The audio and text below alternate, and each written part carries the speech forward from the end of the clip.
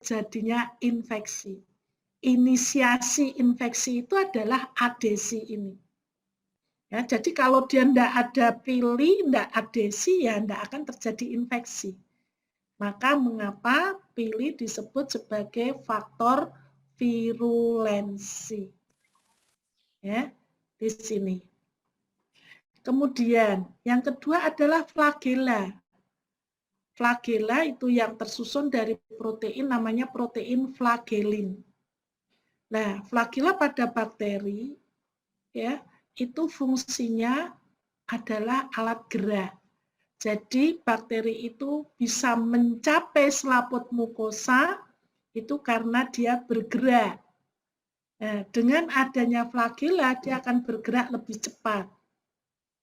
Maka flagela juga berfungsi sebagai faktor virulensi karena dia membantu untuk sampai ke tempat tujuan, yaitu tempat adesi. Nah, bagaimana dengan bakteri yang tidak bergerak, yang tidak punya flagel? Bakteri itu meskipun tidak punya flagel, dia pun juga bergerak. Bergerak dengan cara gliding atau sliding. Ya, sliding atau gliding. Nah, gliding itu yang seperti apa? Gliding itu muter gini. Nah, ya. Jadi semua yang hidup itu pasti bergerak. Sama kan, ada orang yang tidak punya kaki, tidak punya tangan pun tetap bisa bergerak. Sama, bakteri pun juga sama. Ya, itu. Kemudian yang ketiga, faktor virulensi yang ketiga adalah kapsul yang tersusun dari karbohidrat. Bakteri itu ada yang memiliki kapsul yang tipis, ada yang memiliki kapsul yang tebal. Ya, yang tebal contohnya Klebsiella pneumonia.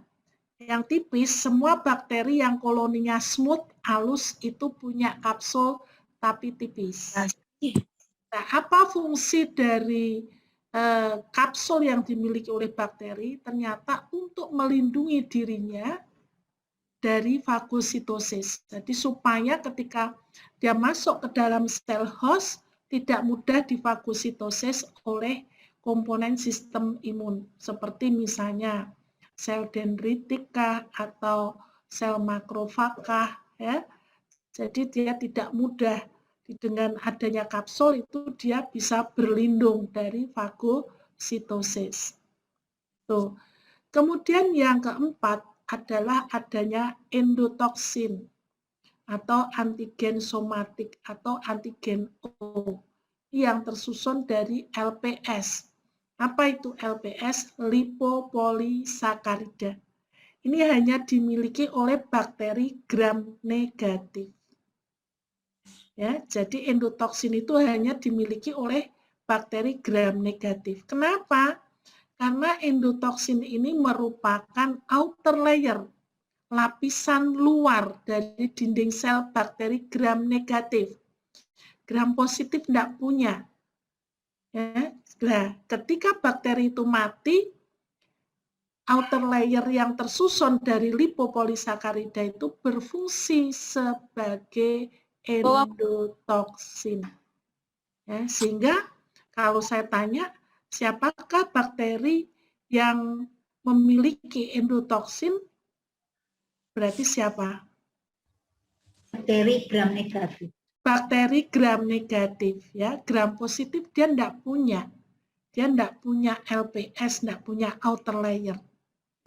Kemudian, yang kelima selanjutnya adalah eksotoksin. Nah, eksotoksin itu juga racun. Ada neurotoksin, ada enterotoksin. Ya, neurotoksin itu eksotoksin yang dia mengganggu saraf.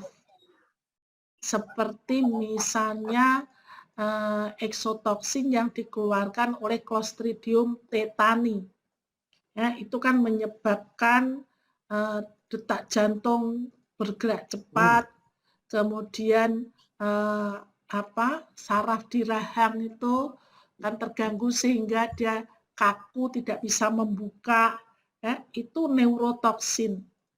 Kemudian kalau enterotoksin seperti apa? enterotoksin seperti yang dihasilkan oleh Vibrio cholera. Dia menyebabkan terjadinya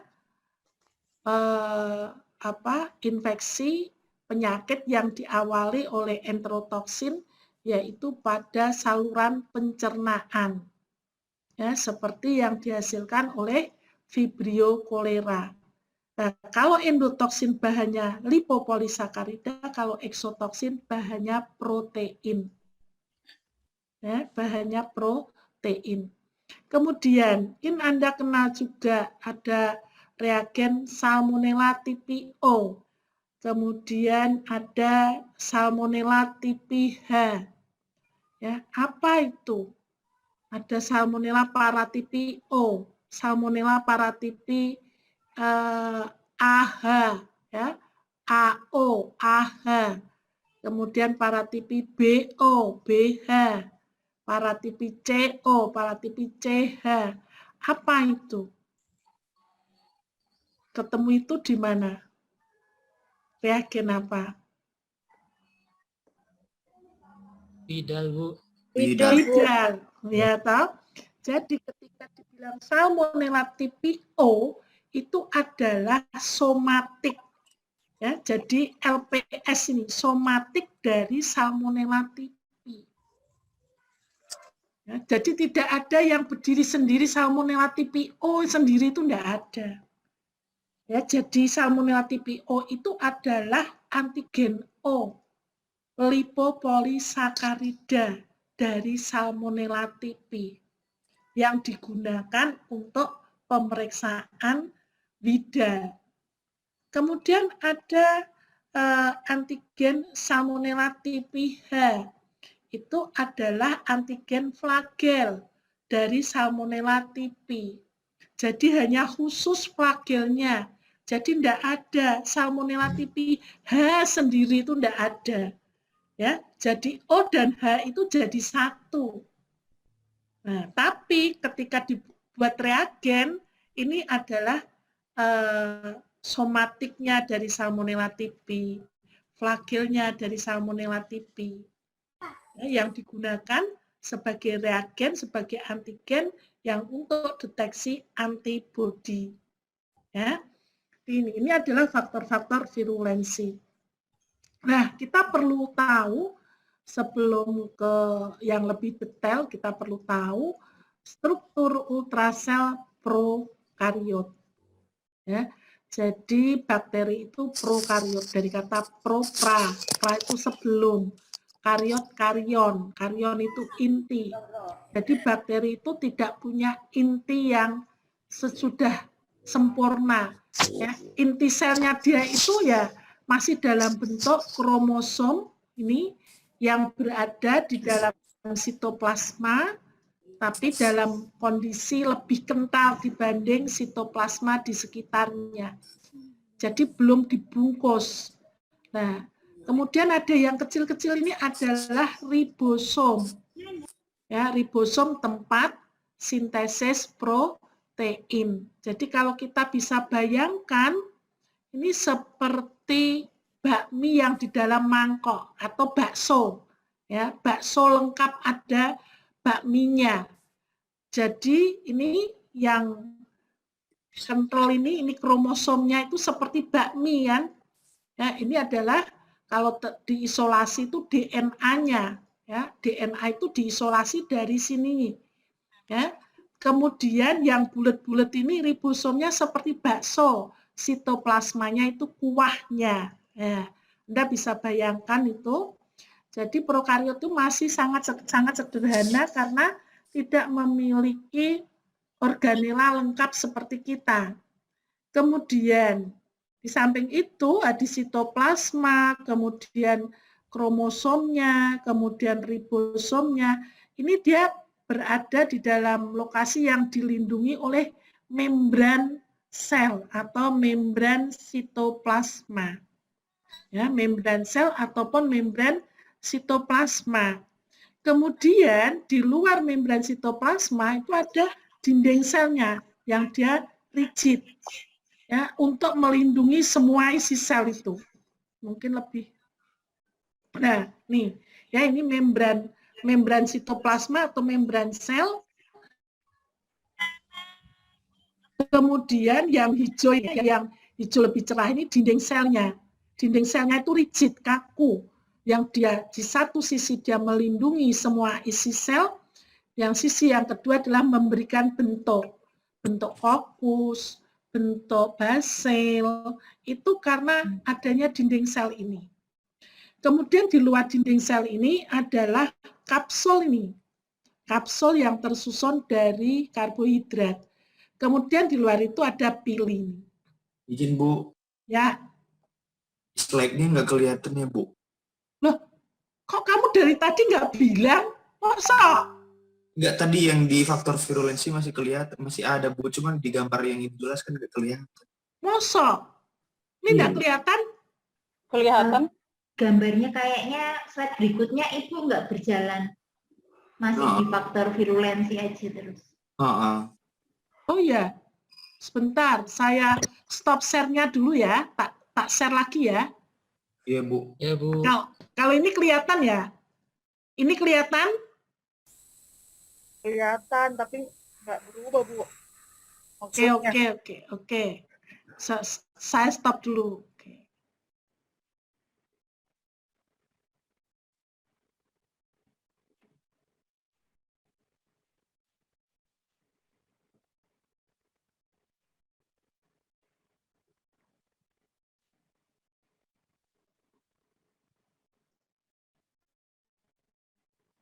Kelihatan nggak?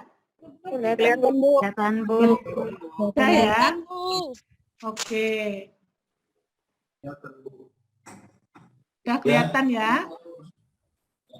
Oke. Ya. Iya Bu. Nah, ya oke. Saya lanjutkan ya. Jadi yang seperti rambut itu pilih. Yang fungsinya tadi adesi atau melekat pada permukaan sel host. Ya, kalau dia melekat pada permukaan sel host itu awal terjadinya infeksi tadi. Ya, awal terjadinya infeksi itu dengan melekatnya bakteri pada permukaan sel host menggunakan pilinya. Ya, oke. Kemudian ini flagellnya tadi ya. Saya kira sudah cukup jelas itu. Nah, sekarang ini kalau di gambar ya, di strukturnya dia juga punya yang namanya ya, ini mesosom. Ya, mesosom itu lekuan ini kalau di sel eukariot seperti kita kan lengkap. Ada retikulum endoplasma kasar, retikulum endoplasma halus, badan Golgi, ada mitokondria, ya. Kemudian ada lisosom dan sebagainya. Tapi kalau ini tidak punya, dia punya yang namanya mesosom. Mesosom ini, lekuan ini, dia berfungsi sebagai tempat-tempat enzim yang fungsinya untuk metabolisme. Ya. Kemudian di samping itu, bakteri juga ada yang memiliki yang namanya plasmid. Apa itu plasmid? Plasmid adalah DNA di luar kromosom atau DNA ekstra kromosom yang bentuknya sirkuler, ya, melingkar dan dapat ini menghasilkan atau mensintesis protein fungsional. Apa yang dimaksud protein fungsional? Protein fungsional itu seperti eksotoksin tadi itu yang saya sebutkan. Itu yang mensintesis adalah plasmid. Kemudian protein yang merusak antibiotik sehingga bakteri itu resisten terhadap antibiotik tertentu. Itu karena dia punya plasmid ini. Ya. Kemudian plasmid ini bisa satu, bisa lebih. Ya. Kalau lebih dari satu, itu bisa sama, bisa beda. Yang beda apanya? Beda ukurannya, beda protein yang disintesisnya. Ya. Kemudian plasmid itu bisa pindah dari satu bakteri ke sel bakteri yang lain. Ya, sehingga apa? Ketika misalnya ada seseorang terinfeksi salmonella misalnya, ya, misalnya di Karyadi, di rumah sakit lah, di rumah sakit, kemudian dia makanan itu terkontaminasi oleh Salmonella typhi. Kan kalau terkontaminasi nggak mungkin satu ya, pasti lebih dari satu. Nah, ketika Salmonella typhi lebih dari satu, itu bisa berasal dari sumber yang berbeda. Ya, berasal dari sumber yang berbeda. Misalnya, yang satu dari Mbak Pia, yang satu dari Mas Novirman misalnya. Ya toh? Terus dia menyatu di siapa? Di Mbak Suryani misalnya. Ya. Nah, terus nanti bakterinya itu jagongan nanti di dalam usus itu ya. Ketika itu bisa terjadi transfer plasmid ini dari satu sel bakteri ke sel bakteri yang lainnya. Nah, ketika satu bakteri dari Mbak Pia, yang satu dari Mas Novirman, itu bisa juga, meskipun sama-sama Salmonella typhi, yang dari Mbak Pia itu sensitif terhadap chlorampenicol, yang dari Mas Novirman itu resisten. Masuk ke Mbak Suryani, ke dokter, dikasih chlorampenicol. Kira-kira sembuh enggak? Tidak. Tidak. Karena apa? Karena ada satu bakteri meskipun sama-sama Salmonella typhi, tapi dia resisten terhadap chlorampenicol. Nah, dengan demikian ketika pemberian antibiotik itu kurang tepat kalau tidak didahului dengan pemeriksaan sensitivitas terhadap antibiotik. Mana yang tahu? Dokter mana yang sehebat apapun nggak bisa menerka. Wow, si Suryani ini terinfeksi Salmonella typhi yang resisten terhadap ini enggak bisa. Ya, itu kan trial and error. Maka yang tepat adalah dilakukan pemeriksaan sensitivitas terhadap antibiotik terlebih dahulu. Ya, itu peran TLM ya. Cuman kan kalau orang, apalagi kalau BPJS ya, ke dokter langsung kasih, hari ini kasih chlorampenicol untuk 3 hari 10 butir ya toh. Nanti nggak sembuh, datang lagi ke dokter, kasih ciprofloxacin, nggak sembuh lagi. Nanti ketiga dikasih apa lagi? Oh ternyata dia terinfeksi bakteri yang multidrug resisten. Dia nggak akan sembuh, ya. Sampai mau lenger-lenger baru dikasih rujukan ke rumah sakit. Nah, banyak itu. Ya, apalagi kalau ke klinik-klinik, ke dokter BPJS kan trial and error. Karena apa? Karena kalau dia tidak memberikan perlakuan dulu kan tidak boleh langsung dirujuk. Ya toh? Nah, itu yang resikonya pada siapa? Pada pasien. Ya toh? Padahal minum antibiotik itu nggak sama dengan makan permen. Ya, efeknya pada apa? Pada ginjal. Apalagi kalau masih anak-anak. Ya, saya pernah itu ada teman dosen sampai ke dokter 3 kali, ya, sampai antibiotiknya 3 macam tadi, begitu sudah 3 macam dirujuk ke rumah sakit. Waduh Pak, untung Pak nggak bablas, saya bilang gitu, masih dikasih rujukan ke rumah sakit. Itu yang terjadi ya.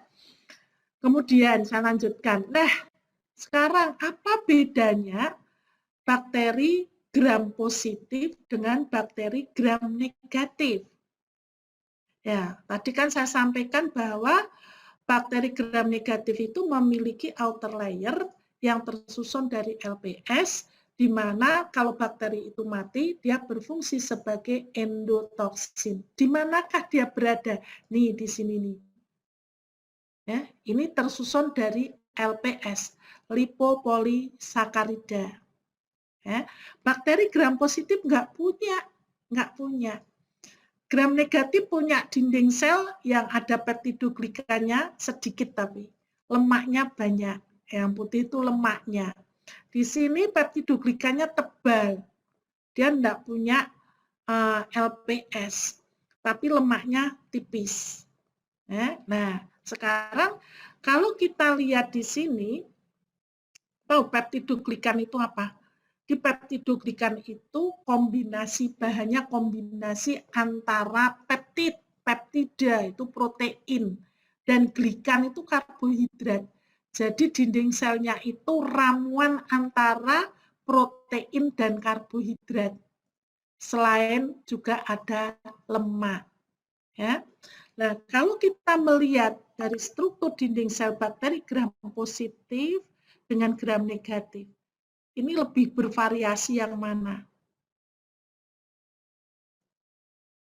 Gram negatif dengan gram positif. Bervariasi yang mana?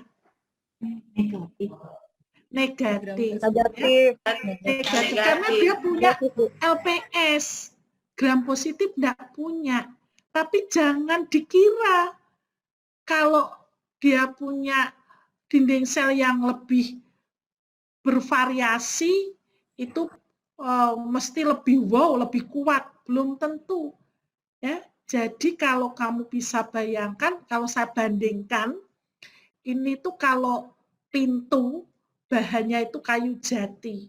Tapi kalau ini itu sekarang yang kayak apa? Kayak triplek tebal itu loh.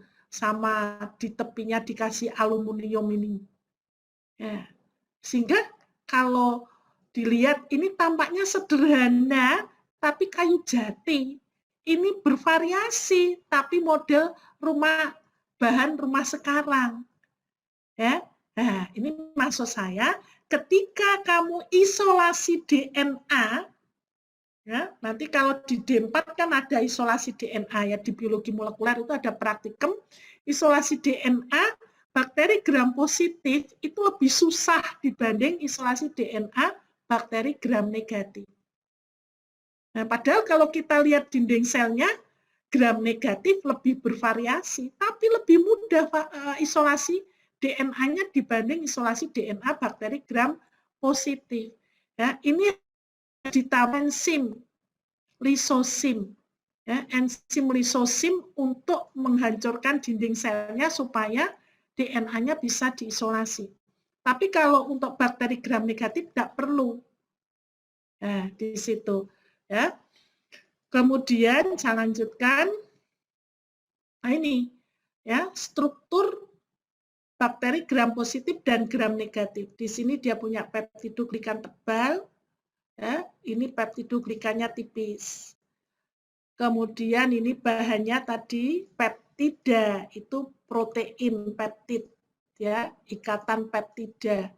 Kemudian ini juga sama, lemaknya di sini tipis, di sini lemaknya tebal. Di sini tidak punya selaput luar atau outer layer tadi. Bakteri gram negatif punya outer layer. Di sini tidak, dia punya asam teichoat. Bakteri gram negatif tidak punya. Nah, ini kalau pengecatan gram warnanya violet, di sini pink.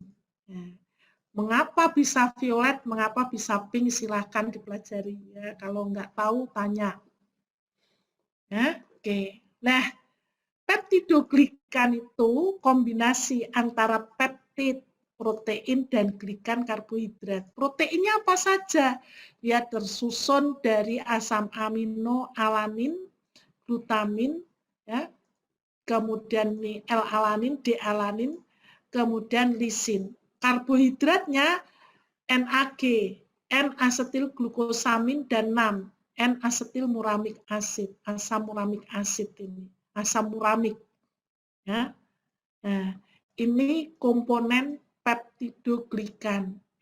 Kalau gram positif, lapisannya tebal, tapi gram negatif tipis. Nah, ini gambarannya. Ya, ini peptidoglikan bakteri gram positif. Ini peptidoglikan bakteri. Kemudian ini outer layer-nya tadi. Ya.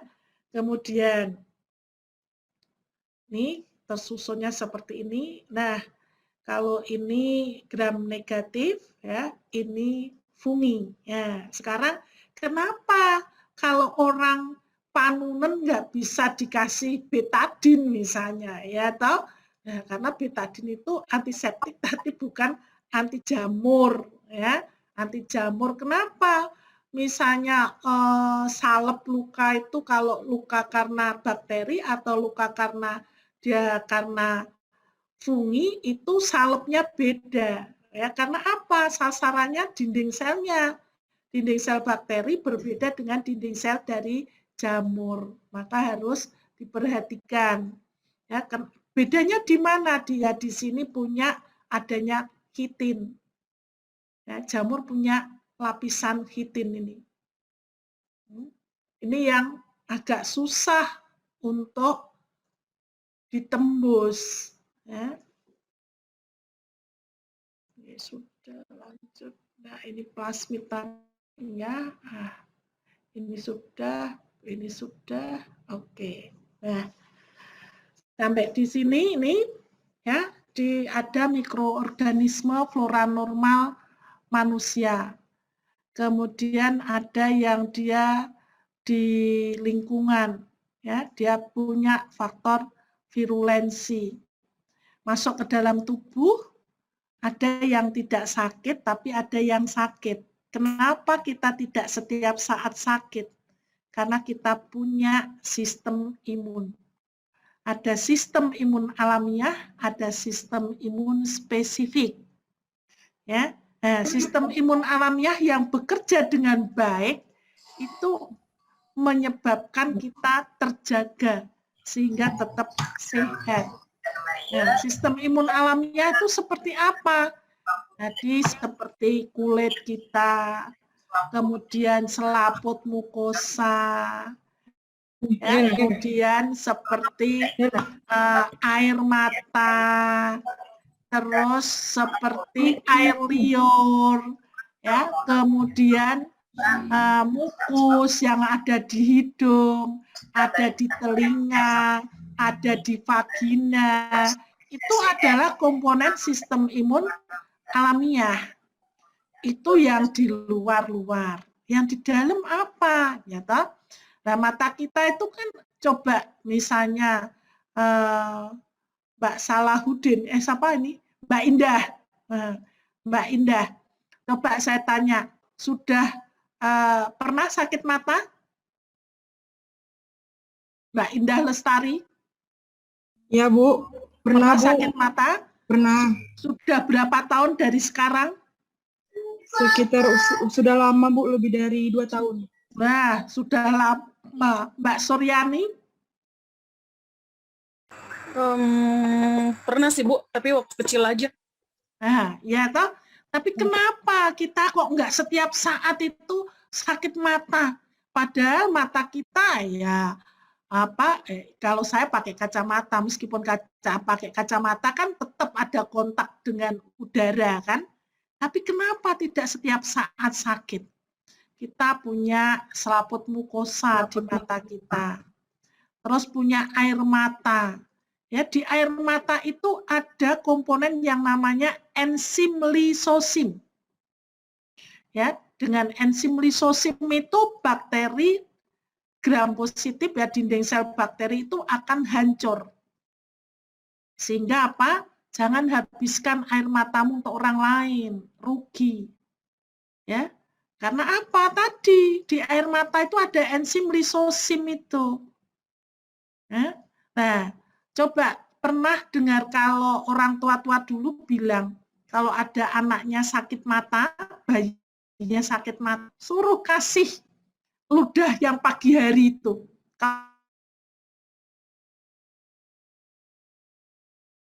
Kalau bilang tahu tuh, dulu kan kita nggak tahu ya.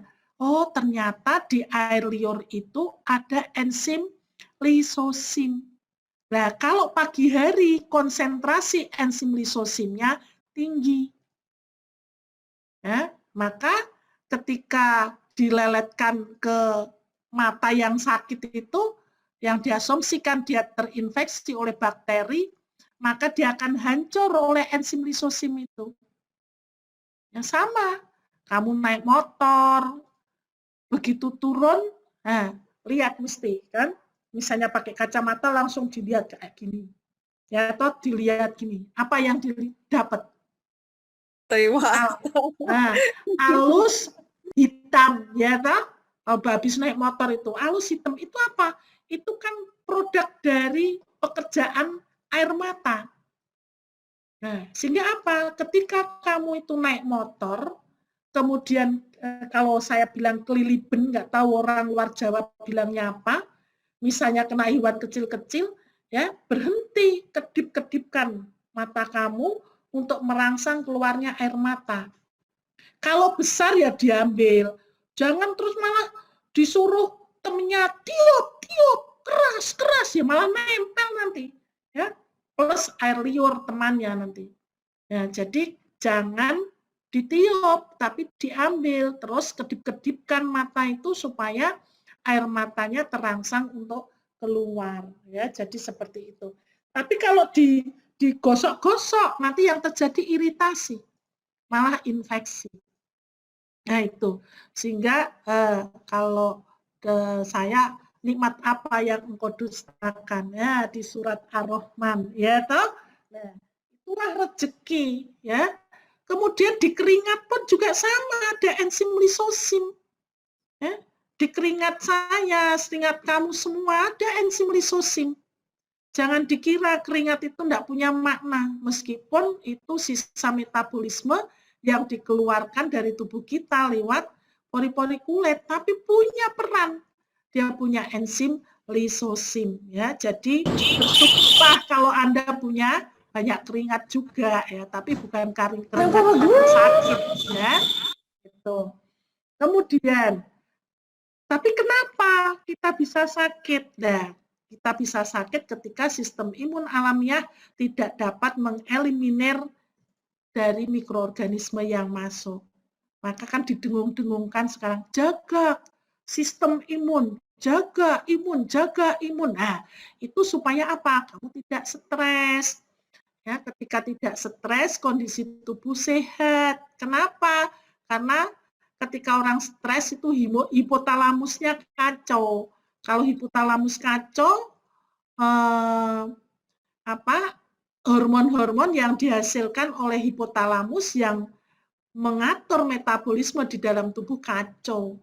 Maka jadilah kacau juga tubuh kita. Sariawan, kayak keputihan, kayak ketombean, kayak meriang, dan sebagainya. Ya, maka kita harus tetap bergembira, meskipun kuliah dari minggu siang ya. Maaf ya, karena ibu tidak punya waktu itu. Ya, oke. Saya lanjutkan. Nah, patogenitas atau penyakit itu bisa timbul karena adanya kemampuan bakteri untuk menghasilkan toksin, racun tadi. Ya, karena toksigenitasnya. Tapi bisa juga karena daya invasi. Itu kemampuan untuk masuk ke dalam jaringan, kemudian berkembang biak dan menyebar. Tapi bisa juga kombinasi dua-duanya, ya. Selain daya invasi juga karena dia punya toksin. Ya. Kemudian kita coba lihat tadi bedanya eksotoksin dengan endotoksin. Nah, ini. Kalau dilihat dari namanya endo itu terdapat pada lapisan dinding sel bakteri, tapi khusus di bakteri gram negatif. Ya. Kalau eksotoksin sesuai dengan namanya ekso, di luar, ya, di luar bakteri.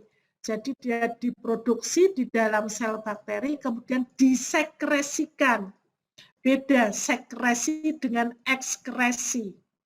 Ya, kalau ekskresi itu dikeluarkan lewat saluran, tapi kalau disekresikan tidak lewat saluran. Merembes itu namanya disekresikan. Ya. Terus ini bahannya LPS, lipopolisakarida, dikombinasi antara lipid dan karbohidrat. Tapi kalau eksotoksin itu bahannya protein. Ya. Nah, karena beda bahan ini, maka dia sifatnya pun juga beda. Kalau LPS, endotoksin itu dia stabil apabila kena panas.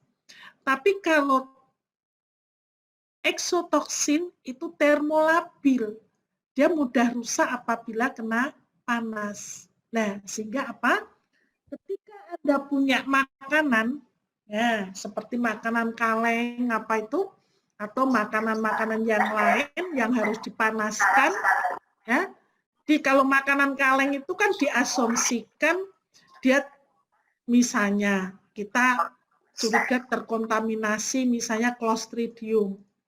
Kalau kaleng kan anaerob, itu biasanya yang mengkontaminasi adalah Clostridium. Clostridium itu bersifat anaerob, obligat. Dia menghasilkan eksotoksin.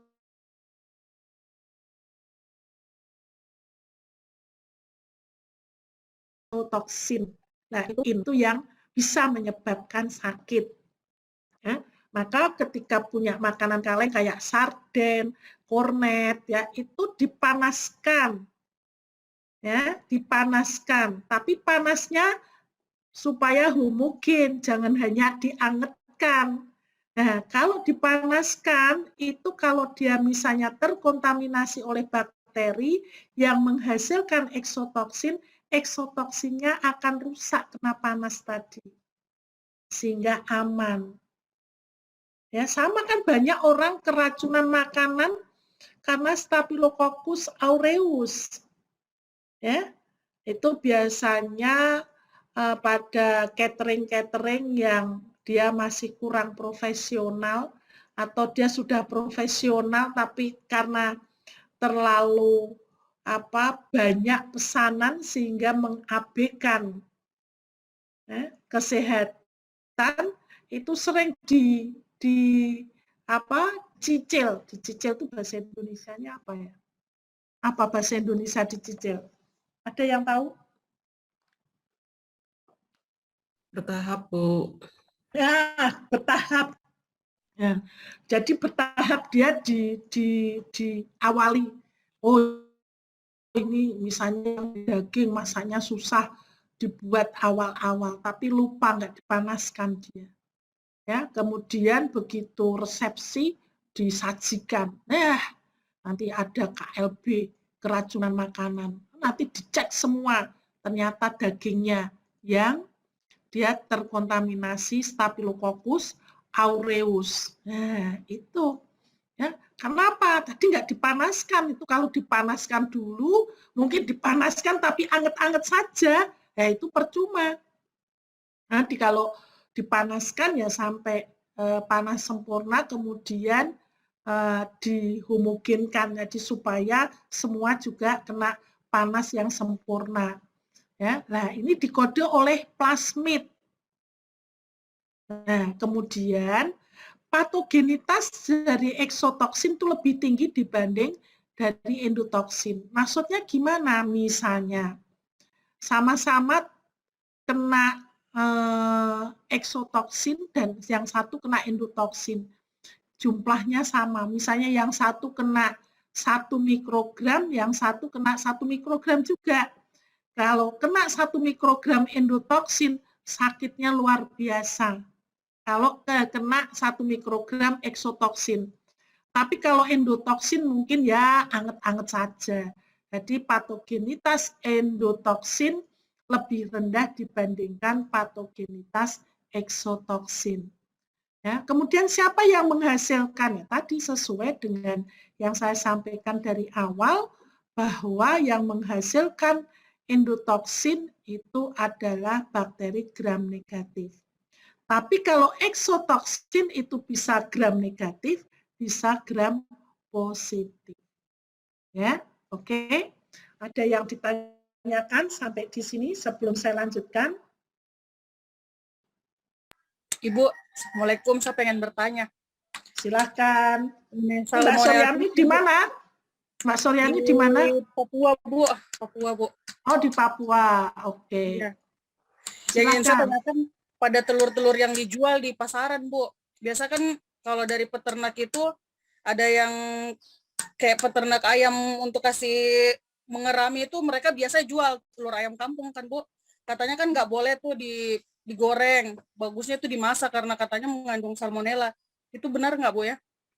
Iya, sekarang ketika itu kan dia keluar dari apa jalannya ya, ketika keluar dari jalannya itu kan mesti ada kontaminan ya, dan kulit telur itu kan juga tidak rapet tapi kan berpori ya, maka kenapa enggak boleh makan telur setengah mateng ya, itu karena dikhawatirkan tadi terkontaminasi oleh bakteri, kan tetap harus dimasak.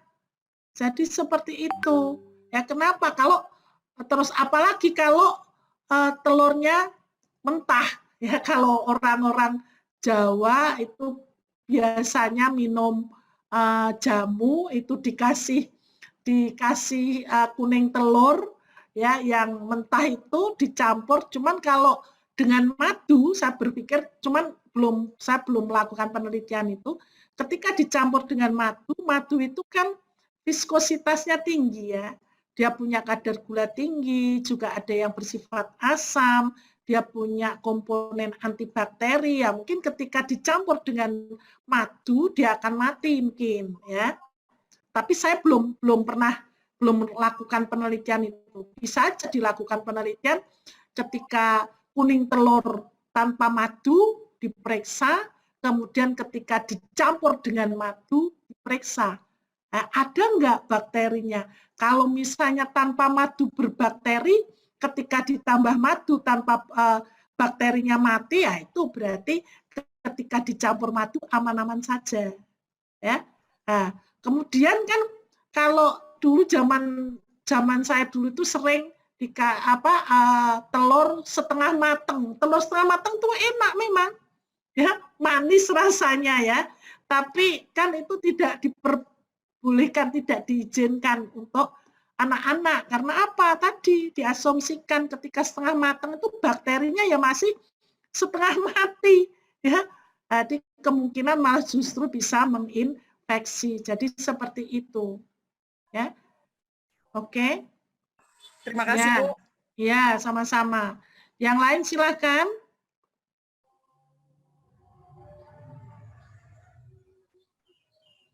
Bu, permisi Bu, mau bertanya Bu. Silakan nih Mas Ilham. Dari mana Mas Ilham? Dari Jakarta Bu. Oh Jakarta, oke. Siap.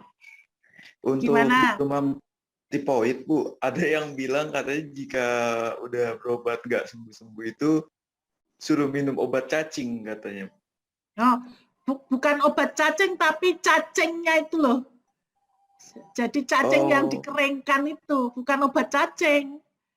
Tapi cacing ada kan itu cacing yang dikeringkan. Nah, itu ternyata di dalam pencernaan cacing itu ada simbiosis apa itu ya. Ada komponen yang menyebabkan itu bisa menurunkan suhu tubuh. Satu itu juga dia berfungsi sebagai antibakteri juga. Jadi ada yang di komponen pencernaan cacing tadi. Tadi bukan minum obat cacing, tapi cacingnya tadi.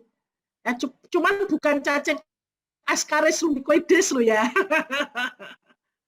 Mungkin kayak jenisnya jenis cacing sutra mungkin ya Bu ya, yang ada memang ada beberapa pengobatan. Iya, jadi enggak semua cacing gitu loh. Iya. Jadi kan itu dikeringkan cacingnya itu, terus biasanya itu diseduh airnya yang diminum. Cuman ada juga yang dalam bentuk kapsul itu juga ada. Jadi yang diambil adalah manfaat dari yang ada di saluran pencernaan cacing tadi. Jadi itu Mas. Oke, baik. Oke, Terima kasih ya, Bu. sama-sama. Silakan yang lain. Bu, izin bertanya. Silakan. Ini kan dengan siapa nih? Dengan Nofirman Laya, Bu, dari Garut, Jawa Barat. Oke, Mas Nofirman Laya. Silakan. Ini kan Bu, di pewarnaan BTA ya Bu, itu kan masuk bakteriologi ya Bu. Bisa bertanya kan? Bisa, boleh. Itu kan pada pewarnaan itu Bu, kalau kita lihat di mikroskop ya, hasil pewarnaan kita itu kalau dia bakteri positif kan warna merah ya. Ya, Nah, terus itu Bu, dia ada juga yang warna biru, itu bakteri apa ya Bu? nah sekarang ya, jadi ketika pengecatan BTA itu kan metodenya ZN, Zell Nielsen.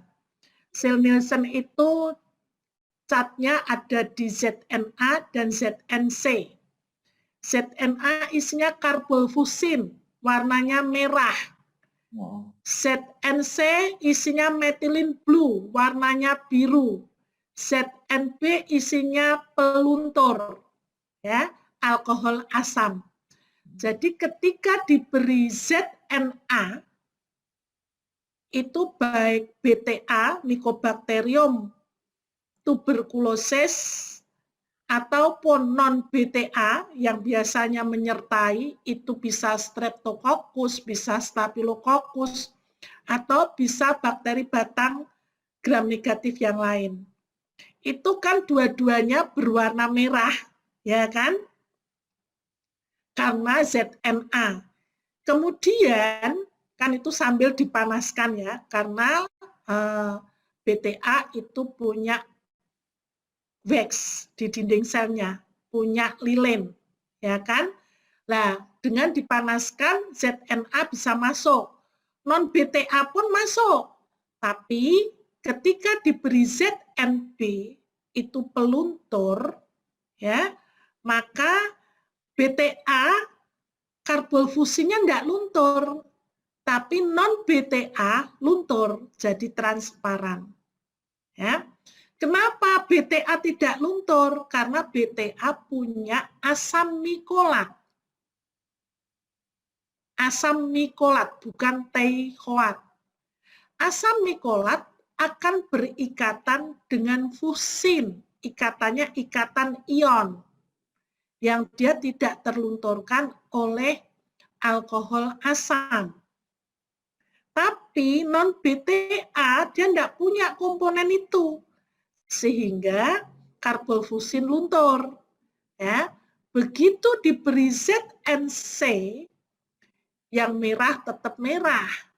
Yang non-BTA transparan kan tadi dengan adanya peluntur, dia akan terwarnai dengan methylene blue. Maka BTA warnanya merah, non-BTA warnanya biru. Jadi seperti itu Mas Fer. Terima kasih Bu. Oke? Iya. Silakan yang lain.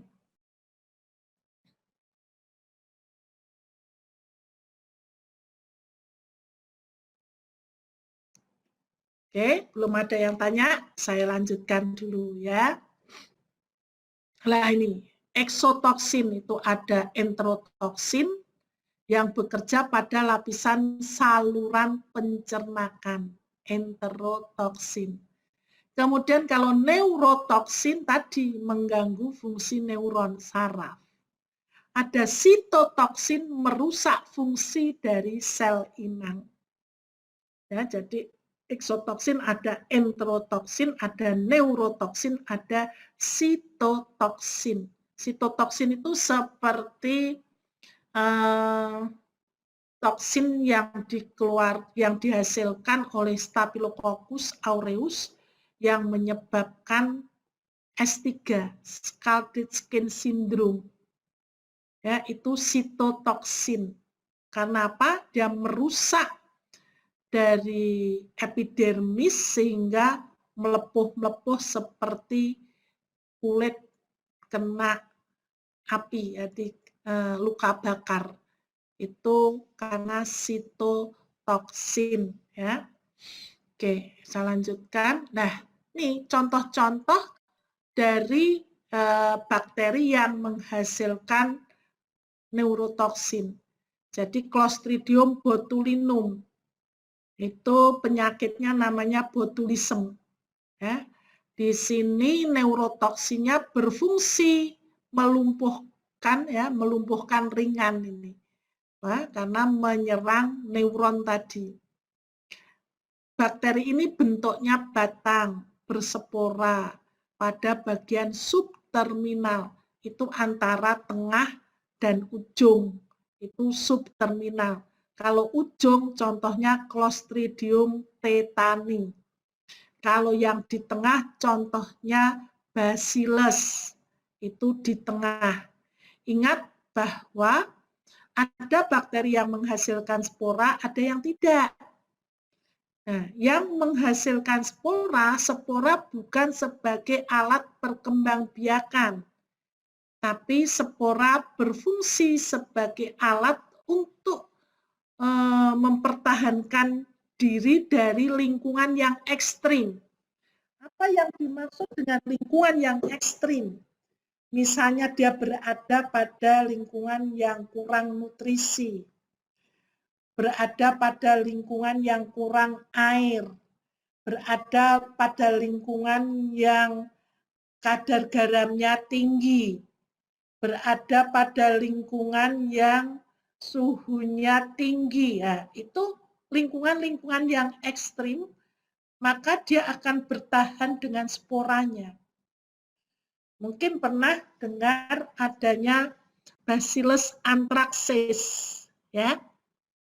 Itu kan sebetulnya dia banyak dijumpai di tanah. Ya. Kemudian pernah hilang, pernah muncul banyak, terus hilang, terus suatu saat muncul lagi, yaitu bukan karena senjata biologi dari, kalau yang nggak tahu ada isu-isu bahwa itu senjata biologi dari mana, enggak lah, itu spora yang mungkin dulu dia dorman karena kondisi tidak menguntungkan, begitu kondisi menguntungkan, baik suhu, kadar air, makanan, maka dia akan tumbuh menjadi sel vegetatif. Ya, sehingga ketika dia berada di rumput-rumput, dia tumbuh baik, kemudian dimakan oleh hewan, hewannya itu dimakan oleh manusia, ya apalagi kalau yang enggak dimasak dengan baik, maka akan terjadilah penyakit itu. Ini bersifat anaerob obligat. Ya. Dorman itu tidak melakukan aktivitas kehidupan. Jadi spora pada bakteri itu bukan alat perkembangbiakan. Bakteri berkembang biak dengan apa? Ada yang tahu? Membelah diri. Betul, ya. Di pembelah diri yang disebut dengan pembelahan biner. Biner itu B itu 2, 1 jadi 2, 2 jadi 4, 4 jadi 8, dan seterusnya. Kemudian, bakteri ketika membelah 1 dari 2 secara itu membutuhkan waktu yang disebut dengan waktu generasi. Nah, antara satu jenis bakteri dengan jenis bakteri yang lain bisa beda. Seperti ketika bakteri batang gram negatif, enterik, ya, seperti Salmonella, E. coli, Klebsiella, dan kawan-kawannya, itu punya waktu generasi cuma 18 menit. Jadi 18 menit itu 1 bisa jadi 2, 2 bisa jadi 4, 18 menit berikutnya. Sehingga apa? Sehingga ketika orang itu terinfeksi oleh Salmonella typhi, cukup dengan waktu 3 hari akan timbul gejala sakit. Karena apa? Waktu generasinya pendek, jadi cuma 18 menit. Beda terinfeksi oleh Mycobacterium tuberculosis. Waktu generasinya 18 jam. Nah, silakan dihitung itu berapa banding berapa. Maka orang terinfeksi Mycobacterium tuberculosis itu gejalanya tampak hampir 2 bulan baru kelihatan. Ya, kalau kena demam tifoid, infeksi saluran kemih, itu 3 hari cukup bisa menimbulkan gejala sakitnya sudah kelihatan. Tapi kalau orang kena Mycobacterium tuberculosis, tadi sampai hampir 2 bulan baru kelihatan. Karena apa? Karena waktu generasi Mycobacterium tuberculosis cukup panjang ya di situ. Nah, ini Clostridium botulinum. Nah, ya, jadi sporanya ada di antara tengah dan ujung. Ini subterminal. Ya, sporanya ini kalau pengecatan gram yang bisa dilihat itu dia tengahnya transparan karena tidak bisa tercat, maka ada pengecatan khusus untuk spora, pengecatan Klein. Ya, itu juga harus dipanas-panaskan. Karena apa? Karena dinding spora itu tebal. Ya. Ini Clostridium botulinum. Nah, ini mirip dengan Clostridium perfringens yang sering menginfeksi orang diabetes. Ya, kemudian timbul ulkus sampai nanti harus diamputasi. Ya. Ini Clostridium tetani. Ya, Clostridium tetani, kalau sporanya ada di ujung, bagus ya bentuknya. Nah, kemudian Clostridium perfringens ini, ya penyakitnya gas gangren, tapi bisa juga menyebabkan keracunan makanan. Dia punya toksin namanya alfa toksin. Ini menghemolisis. Ada alfa toksin, ada beta, gamma, delta toksin, ini juga hemolisis. Ada theta toksin, ya, hemolisis dan kardiotoksin, berarti ke jantung. Ada kappa toksin, toksinnya banyak banget ini. Clostridium perfringens, ya. Tapi dia juga menghasilkan enterotoksin, ya, menyebabkan keracunan makanan tadi. Ya. Ini Clostridium perfringens ya. Ini Corynebacterium diphtheri. Ya, ini penyakitnya difteri, kemudian toksinnya neurotoksin.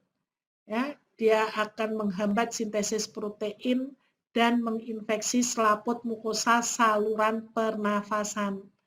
Bakterinya bentuknya seperti halter, tapi bulatan di kedua ujung itu bukan spora, tapi granula metakromatik yang fungsinya sebagai cadangan makanan. Nah, tapi ada flora normal di mulut kita, saluran pernafasan kita, itu bentuknya mikroskopisnya seperti difteri. Itu pseudodiphtheri. Ya, Corynebacterium pseudodiphtheri itu non patogen. Kalau difteri patogen. Ya, sehingga untuk mengidentifikasi dia patogen atau tidak cukup hanya dengan mikroskopis karena mikroskopisnya sama. Nah, yaitu bentuknya seperti halter. Anda bisa bayangkan halter itu ujung-ujungnya ada mentol-mentolnya. Itu sebagai cadangan makanan bagi bakteri tersebut. Ya, itu menghasilkan neurotoksin.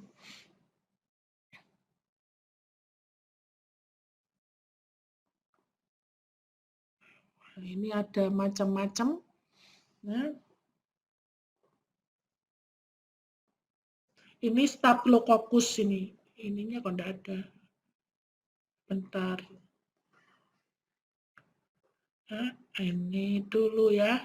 Vibrio cholera tadi kalau yang saya sebutkan tadi kan semua bakteri gram positif. Clostridium itu kelompok bakteri gram positif. Ini Vibrio cholera. Jadi dia juga menghasilkan enterotoksin. Ini menginduksi kehilangan cairan dari mukosa usus halus. Jadi kalau bakteri sudah masuk sampai ke usus halus, kemudian dia adesi tapi dia nggak masuk ke lamina propria, tapi dia tetap berada di lumen usus, dia berkembang biak, kemudian dia menghasilkan enterotoksin.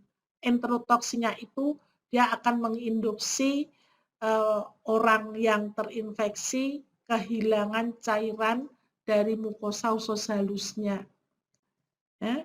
Nah, apa yang dilakukan ketika orang itu terinfeksi oleh Vibrio cholera muntah berak, maka harus segera dilarikan ke rumah sakit untuk diinfus. Karena apa? Kalau dia hanya minum, itu sudah kehilangan cairan, air nggak bisa masuk. Jadi harus dipaksa masuk lewat infus. Ya, oleh karena itu, jangan remehkan ketika orang itu muntah berak. Ya, jangan dianggap remeh.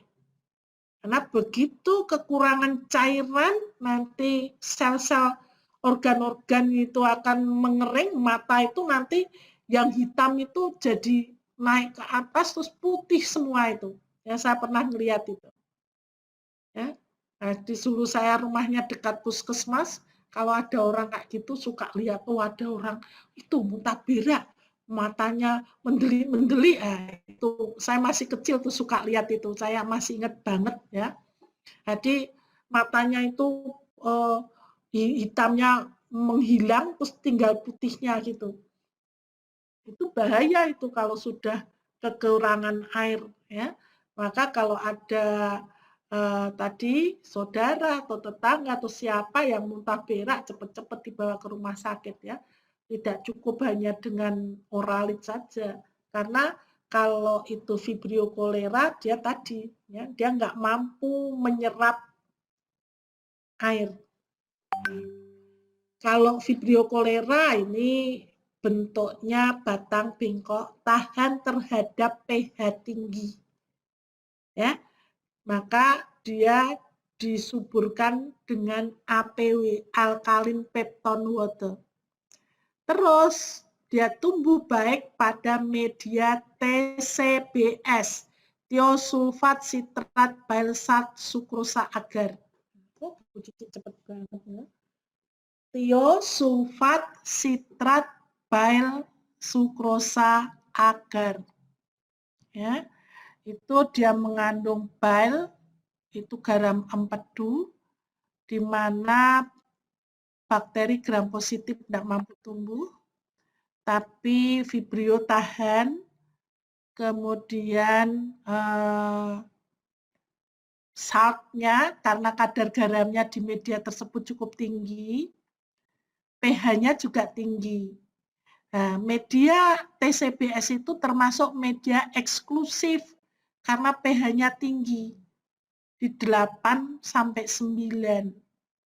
Nah, bakteri Vibrio cholera itu tahan, dia tumbuh subur pada pH tinggi dan tidak tahan asam. Nah, begitu tumbuh pada media TCBS, warna koloninya kuning, itu TCBS itu jadi asam. Kenapa? Di situ ada sukrosa, sukrosa difermentasi oleh Vibrio. Produknya asam. Pada suasana asam, Vibrio nggak tahan. Maka kalau nyimpen Vibrio jangan di TCBS. Habis itu wassalam, ya, nggak akan tumbuh itu. Kemudian mungkin Anda pernah lihat makanan sushi itu ya.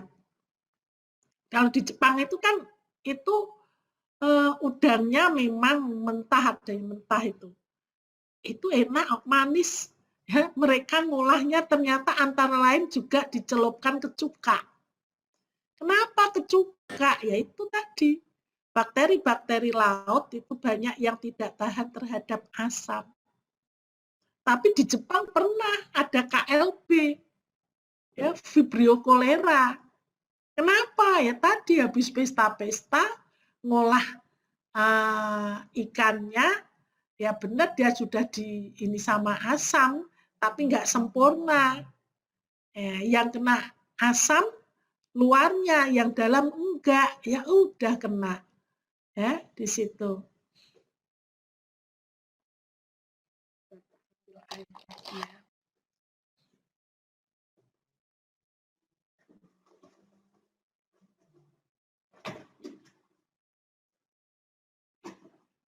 kopinya, Mas.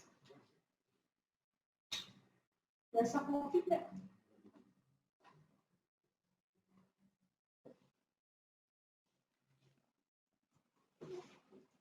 Ada yang ditanyakan sebelum saya lanjutkan? Silahkan.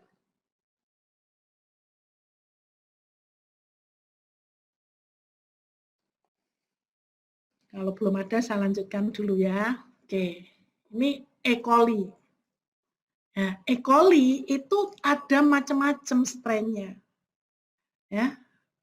Jadi ada ETEC, EPEC, EHEC, EYEC. Ya. Ini enterotoxic Escherichia coli, enteropathogenik Escherichia coli, enterohemorrhagic Escherichia coli, enteroinvasive Escherichia coli. Ini sama-sama E. coli, tapi efeknya beda-beda. Ya, karena apa? Ya tadi dia punya plasmid yang plasmidnya mensintesa eksotoksin yang fungsinya beda-beda. Plasmidnya juga beda tentu. Ya, plasmidnya juga beda. Nah, kemudian ada E. coli. Kalau E. coli flora normal tubuh kita tentu bukan salah satu di antara ini. Ya. Nah, banyak kan sekarang diare pada anak-anak itu karena Escherichia coli. Tapi Escherichia coli bukan Escherichia coli flora normal. Ya, ternyata yang dia menghasilkan enterotoksin itu dia bisa menyebabkan terjadinya diare, terjadinya perdarahan. Ya, kalau ini bisa sampai seperti perforasi. Ya, jadi itu. Jadi jangan dikira meskipun Escherichia coli flora normal, ada Escherichia coli yang bersifat patogen. Tadi sudah. Nah, yang kedua adalah karena daya invasi. Ya, daya invasi. Di kemampuan untuk masuk ke dalam jaringan, kemudian berkembang biak dan menyebar. Ternyata dia juga punya kemampuan untuk menghasilkan macam-macam enzim sehingga dia mampu masuk ke dalam jaringan, antara lain seperti enzim kolagenase. Ya, kalau se itu pakai se itu enzim. Kolagen itu protein di jaringan ikat di bawah kulit. Ya, kalau ibu-ibu punya kolagennya banyak di bawah kulit tuh kulitnya masih kenceng, mentur, ya.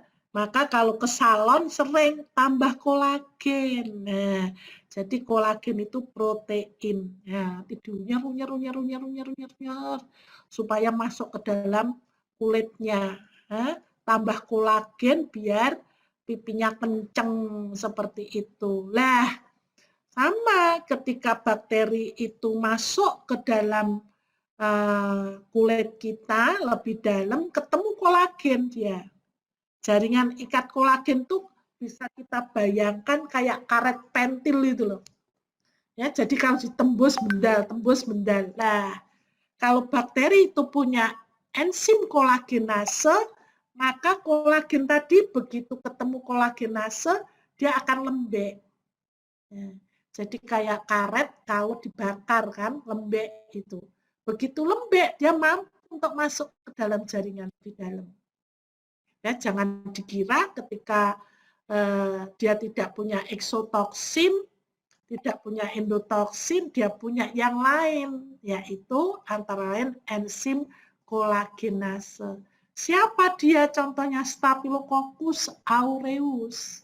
Itu punya enzim kolagenase. Streptococcus pyogenes, ya, itu punya enzim kolagenase. Ya. Nah, kemudian yang lain lagi, enzim koagulase. Ini membekukan plasma. Siapa dia? Dia adalah CPS, koagulase positif Staphylococcus. Siapa Staphylococcus aureus? Di Staphylococcus aureus itu luar biasa, meskipun kita juga punya ya flora normal Staphylococcus aureus. Di mana? Di lubang hidung, tapi nggak banyak-banyak amat. Staphylococcus aureus pun juga punya keanekaragaman sifat, enggak semua sama. Ya, enggak semua sama. Sama kan? Kita sama-sama Homo sapien. Ya, Mas Doro, Mbak Rahma, Mbak Pia, semua sama saya, sama-sama Homo sapien, tapi punya keanekaragaman genetik ya, beda-beda. Ya, mungkin Mas Doro kulitnya kuning, terus Mbak Pia kulitnya ya coklat misalnya, Mbak Rahma kulitnya coklat, itu sudah beda genetik itu sudah. Meskipun sama-sama Homo sapien, sama. Staphylococcus aureus, E. coli, dia juga spesies kan. E. coli 1 dengan E. coli yang lain itu ya enggak jauh beda dengan saya, dengan Mbak Pia, dengan Mbak Rahma, dengan Mas Doro, seperti itu. Nah, kemudian selain itu, kalau dia punya enzim koagulase yang fungsinya membekukan plasma, jadi begitu dia masuk ke peredaran darah, plasma itu akan dibekukan, serumnya akan dibekukan oleh Staphylococcus aureus itu. Kalau sudah dibekukan untuk apa? Untuk melindungi dirinya, jadi dibekukan terus dia sembunyi di dalam bekuan plasma itu untuk menghindari supaya tidak difagositosis. Ya, jadi kan dia sudah masuk ke dalam jaringan begitu masuk dia aman dari fagositosis. Sehingga apa? Punya kesempatan untuk berkembang biak atau kolonisasi atau multiplikasi. Nah, makanya tadi kemampuan untuk masuk ke dalam jaringan berkembang biak. Nah, kalau sudah berkembang biak, dia akan menyebar di situ. Ya. Kemudian yang ketiga adalah enzim hyaluronidase. Itu enzim yang menghidrolisa asam hyaluronat. Itu komponen dari jaringan ikat. Ya, jaringan ikat di bawah kulit kita juga. Siapa yang punya Clostridium, Streptococcus pyogenes, Staphylococcus aureus, ya. Jadi ternyata ketika dia punya kemampuan daya invasi itu ya ada hal-hal, ada simpanan enzim-enzim yang menyebabkan dia mampu masuk ke dalam jaringan, kemudian mempertahankan diri sehingga ada kesempatan untuk menyebar. Ya, termasuk enzim fibrinolisin. Kita tahu bahwa fibrin fungsinya untuk pembekuan darah. Nah, ketika itu dirusak, maka dia akan lancar masuk ke dalam peredaran darah itu. Ya. Ada enzim hemolisin, leukosidin, enzim protease, bakteri itu meskipun kecil satu sel, tapi dia mampu menghasilkan macam-macam enzim. Ya, meskipun kecil satu sel, tapi dia mampu hidup melakukan metabolisme sendiri. Ya, sama-sama kecil dengan virus, tapi kalau virus itu dia mampu untuk tumbuh dan berkembang apabila berada pada organisme yang hidup. Ya, tapi kalau dia berada di dinding, di kayu yang mati, di benda-benda mati, dia jumlahnya akan tetap, dia tidak akan mampu berkembang. Tapi begitu masuk ke tubuh manusia, tubuh hewan, ataupun tumbuhan, ya, maka dia akan mampu berkembang biak. Tapi kalau bakteri, dia nempel di tembok, dia nempel di benda mati, dia masih mampu berkembang biak.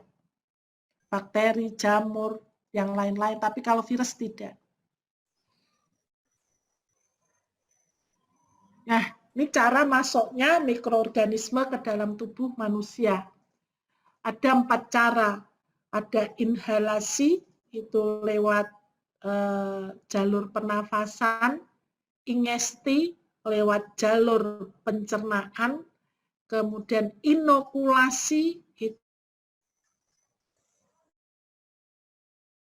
kontak tadi misalnya seperti penyakit menular seksual ataupun lewat plasenta. Itu dia menular ketika ada di dalam kandungan. Ibu mengandung, kemudian bisa menginfeksi yang dibawa, yang menginfeksi ibunya bisa menginfeksi bayinya yang dikandung lewat plasenta. Ya, itu cara-cara masuknya mikroorganisme ke dalam tubuh manusia. Oke, ada yang ditanyakan sampai di sini?